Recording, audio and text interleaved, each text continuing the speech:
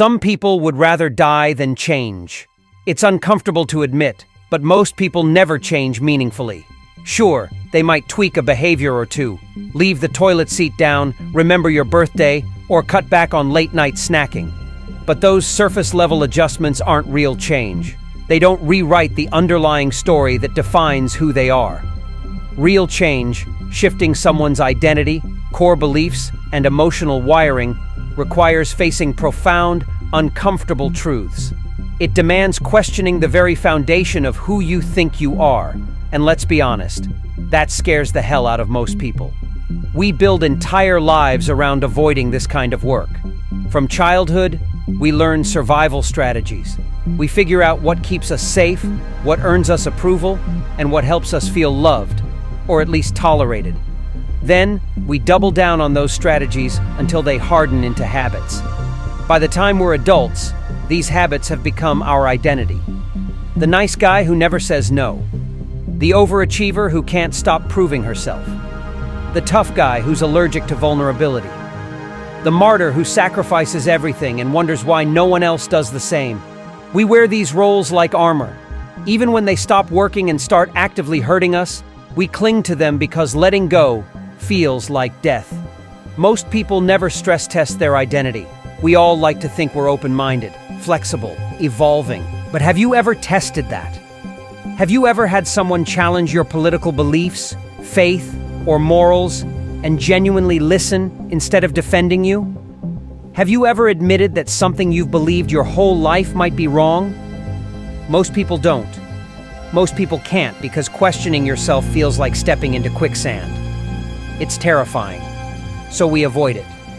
We surround ourselves with people who think like us, seek opinions that reinforce our beliefs, and reject anything that makes us uncomfortable. We're not changing, we're doubling down. You can't change people, period. I wasted so much of my life believing I could change people. I thought if I loved them enough, if I supported them enough, if I bent over backward and set myself on fire to keep them warm, they'd finally see me. Finally, I love me back the way I needed them to. I tried it with my ex-wife. She was controlling, manipulative, and unwilling to meet me halfway. And I stayed. I kept believing that if I just tried harder and sacrificed more, she'd soften. She didn't, because she didn't want to. I had changed so much of myself to accommodate her that I barely recognized who I was anymore. And still, she wouldn't budge. The truth? I didn't want her to change. I wanted a different wife. But instead of facing that truth, I spent years hoping she'd become someone she wasn't. The only person you can change is you.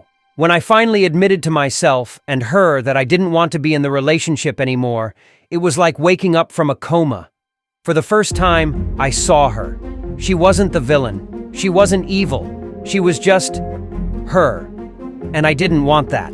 Not because she was broken, but because we weren't a fit. I had spent years abandoning myself, hoping she'd change and calling it love. But real love doesn't require you to betray yourself. Are you making this mistake too? Be honest. Are you in a relationship secretly hoping the other person will change?